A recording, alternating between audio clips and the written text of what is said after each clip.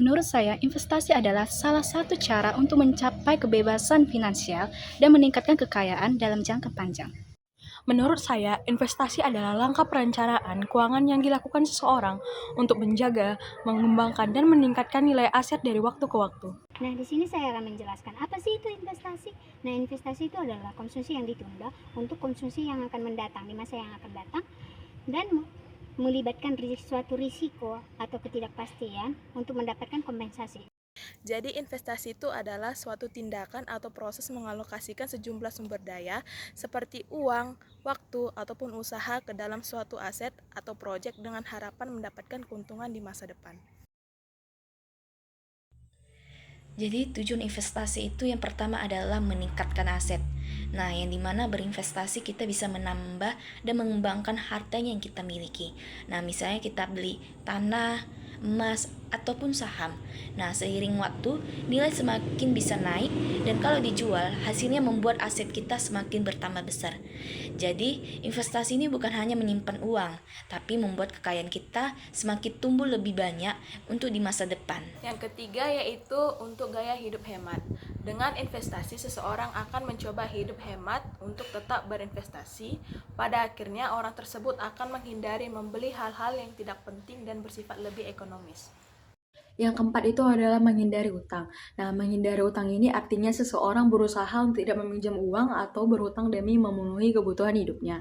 Caranya dengan hidup sederhana, mengatur keuangan dengan baik, serta mengutamakan kebutuhan penting daripada keinginan.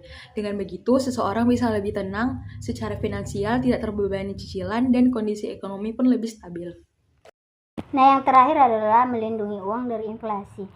Dengan adanya investasi ini dapat menumbuhkan nilai uang agar pertumbuhan minimal sama atau bahkan lebih tinggi daripada inflasi tersebut. Dengan begitu, uang yang kita miliki tetap bernilai di masa depan. Reksadana adalah sebuah produk investasi yang mengumpulkan uang dari banyak orang, lalu uang tersebut dikelola oleh seorang profesional atau disebut juga dengan manajer investasi untuk ditempatkan pada berbagai instrumen keuangan seperti saham, obligasi, ataupun deposito. Nah, di sini saya akan menjelaskan jenis-jenis reksadana. Yang pertama itu adalah reksadana pasar uang, yaitu investasi ke deposito atau surat utang jangka pendek, yaitu resikonya kecil, keuntungannya juga kecil, tapi aman. Yang kedua itu ada reksadana pendapatan tetap, yaitu mayoritas ditempatkan ke obligasi. Resikonya sedang, hasilnya lebih tinggi dari pasar uang. Yang ketiga itu ada reksadana saham. Uangnya dipakai untuk beli saham. Risiko tinggi, tapi potensi keuntungan juga besar, cocok untuk jangka panjang. Yang keempat itu ada reksadana campuran, yaitu gabungan antara saham, obligasi, dan pasar uang. Risikonya menengah, hasilnya bisa lebih stabil. Selain itu, investasi reksadana juga memiliki tujuan. Nah, yang dimana supaya kita bisa mulai berinvestasi dengan modal yang kecil. Jadi semua orang pun bisa mencoba. Reksadana juga fleksibel karena dengan suatu waktu butuh uang bisa dicarikan dengan mudah.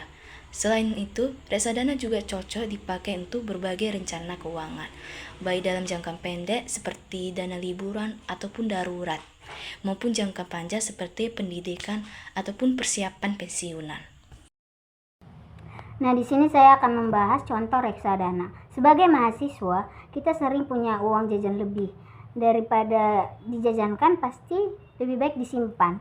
Nah, kita bisa mencoba di reksadana. Misal, kita menabung 100.000 setiap bulan. Setahun akan menjadi 1.200.000. Kalau lewat reksadana atau pasar uang ini, nilainya bisa bertambah menjadi 1.300.000.